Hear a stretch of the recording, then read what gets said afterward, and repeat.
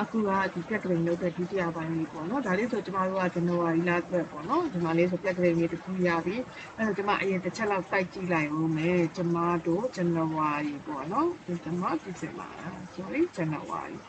ဇန်နဝါရီဆိုဒီမှာဒီပုံစံလေးပေါ့နော်28 29 30 31ဒီမှာဆိုရင်မှန်ပါတယ်သူကဒီမှာဆိုရင်လကုန်ကပေါ့နော်လကုန်က31ကစနေနေ့ပေါ့နော်ကျမလည်းစနေနေ့ပဲသူကဒီမှာလေးရှိတယ်လို့လေးပဲကျမမဆိုင်တဲ့ရက်တွေပေါ့နော်ဒီမှာမဆိုင်တဲ့ရက်တွေဒီလားနဲ့မဆိုင်တဲ့ရက်တွေဆိုဒီလိုလေးမိန်ကျင်တယ်အဲ့ဒါလေးကိုသွားလုပ်မယ်ပေါ့နော်သွားလုပ်မယ်ဆိုတော့ကျမကသူ့ကိုကျမဘယ်မှာပဲသွားလုပ်မလဲဆိုတော့အဲ့ဒါကို conditional formatting နဲ့က new မှာလုပ်မှာပါအဲ့ဆိုဒီကောင်လေးကိုကျမက select မှတ်လိုက်မယ်မှတ်ပြီးလို့ရှိရင်ကျမမမှတ်ခင်မှာ formula ကိုအရင်ပြောလိုက်မယ် sorry ပါဒီကောင်ပေါ့နော်ဒီဇန်နဝါရီလနဲ့ဒီရက်လေးတွေကဒီရက်လေးတွေရဲ့လနဲ့ဒီလနဲ့ပေါ့နော်တူမတူဆိုတာကိုသွားစစ်မှာပါအဲ့တော့ကျမဘယ်လိုစစ်လိုက်မလဲဆိုတော့ equal ပေါ့နော်ဒီ test ပေါ့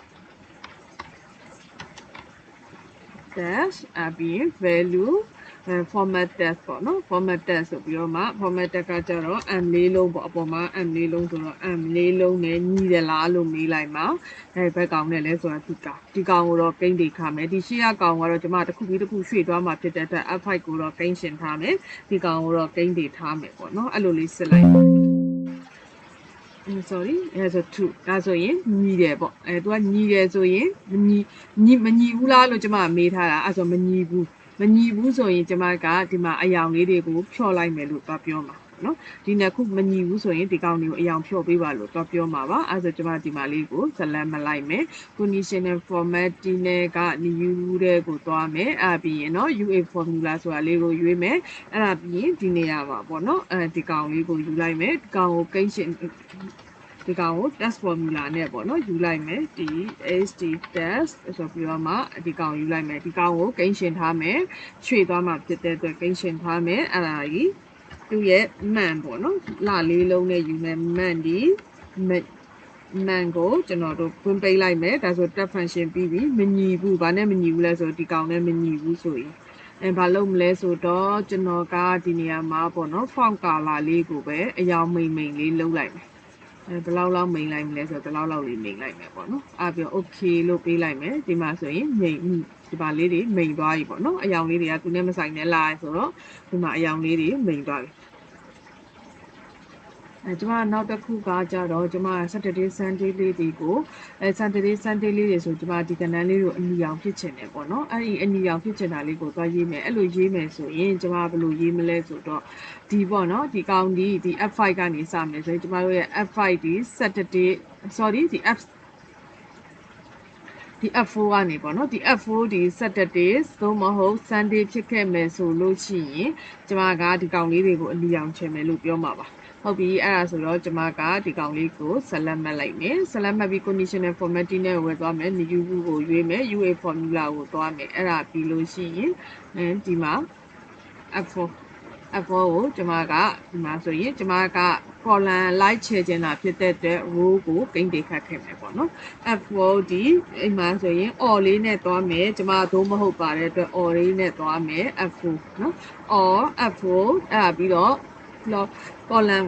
row ကို lock ခတ်ခဲ့မယ် sorry equal to Sunday ပေါ့နော် SUN ဖြစ်ခဲ့မယ်ဆိုရင်ဖြစ်ကလား SUN သို့မဟုတ်ဒါမှမဟုတ်ဘူးဆိုလို့ရှိရင်တော့ဒီ F4 ဒီ set set ပေါ့နော်စနေဖြစ်သလားဆိုပြီးတော့ကျမကမေးလိုက်မယ်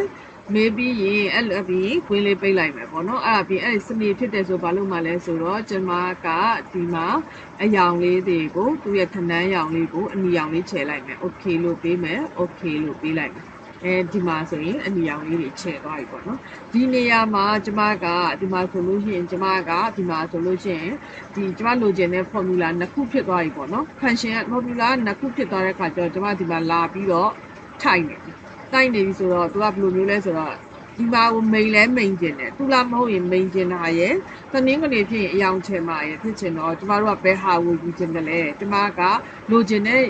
စီးမြင့်နှစ်ခုဖြစ်နေတော့လိုချင်တဲ့စီးမြင့်ကိုအပေါ်ကထားပါမယ်အဲဆို conditional formatting နဲ့က manage rule ကိုသွားလိုက်မယ်ပြီးရင်ကျမက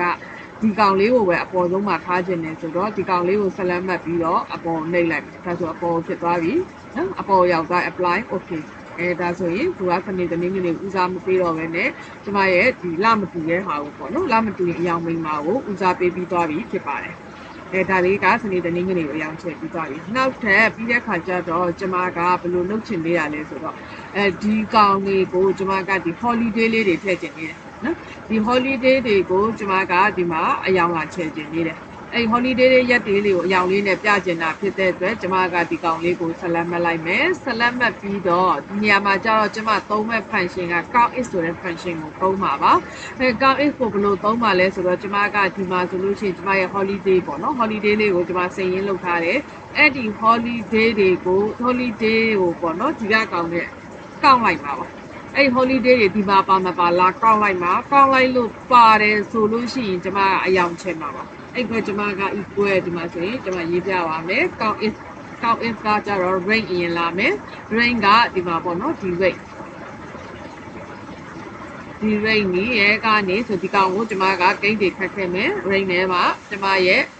ဒီကောင်ပေါ့နော်ဒီ F5 ကိုကျမဒီတိုင်းထားလိုက်မယ်ဒီမှာရွှေ့သွားမှာဖြစ်တဲ့အတွက် F5 လို့ထားမယ်အဲ့ဒါကောက်လိုက်တယ်ပေါ့နော်ကောက်လိုက်ပြီးလို့ရှိရင်ကျမကတွေ့တယ်ဆိုလို့ရှိရင်1လို့ပြန်မှာပေါ့အဲ့တော့0တက်ကြီးတယ်တွေ့တယ်ဆိုလို့ရှိရင်တွေ့သလားပေါ့နော်အဲ့လိုပြောလိုက်မှာပါတွေ့တယ်ဆိုလို့ရှိရင်တော့0တက်ကြီးတယ်ဆိုရင်တော့ကျမအယောင်ချဲမယ်လို့ပြောလိုက်ဒီမှာဆိုရင်မတွေ့ဘူးဆိုတော့ false ပေါ့နော်ဟုတ်ပြီအဲ့ဒါဆိုတော့ကျမကဒီ function ဒီ formula လေးကိုဒီမှာတွားရေးမှာဆိုရင်ကျမဒါလေးကို copy တူးလိုက်မယ်ပြီးရင် sk နှိပ်လိုက်မယ်နော်သွားမရေးတော့ဘူးကျမ copy ပဲသွားချတော့မယ် conditional formatting နဲ့ကိုသွားမယ် new တွေကိုပဲသွားမယ် UA formula ကိုရွေးမယ်အဲ့ဒါပြီးရင်ဒီနေရာမှာခဏနေရာအလေးကို copy လေးကိုပေးချလိုက်မယ်အဲ့ပြီးရင်ကျမဘာရောင်လေးချဲကျင်တယ်လဲကျမဒီမှာဆိုရင် fill လုပ်လိုက်မယ်ဆိုပြီးတော့ကျမကတကယ်လို့အစိုးရရုံးပေးရပေါ့နော်အစိုးရရုံးပေး public holiday တွေဆိုပြီးတော့အစိမ်းရောင်လေးနဲ့ပြမယ်လို့ကျမပြောလိုက်မယ် okay လို့နှိပ်လိုက်မယ်ဒီမှာဆိုရင်ဒီမှာအယောင်လေးတွေလာပြသွားပြီ1ရက်နေ့ရယ်4ရက်နေ့ရယ်ဒီမှာတက်ကြည့်လိုက်မယ်ကျမတို့ရဲ့ holiday မှာဆိုရင် January လ1ရက်နေ့က New Year 4ရက်နေ့က Independence Day ဒီလအတွက်ဆိုရင် January လ1ရက်နေ့ရယ်4ရက်နေ့ရယ်ဖြစ်သွားပြီပေါ့နော်ဒါဆိုရင်တော့အယောင်စနေတနင်္ဂနွေတွေကိုလည်းအယောင်ချဲပြီးသွားပြီဒီ public holiday လေးတွေကိုလည်းအယောင်ချဲပြီးသွားကြပြီတကယ်လို့ကျွန်တော်တို့ကကိုပိုင် day လေးတွေပေါ့နော်ကိုရဲ့ personal payment day လေးတွေဥပမာ birthday တို့ anniversary တို့ရှိတယ်ဆိုရင်လည်းခဏနေကကျွန်မ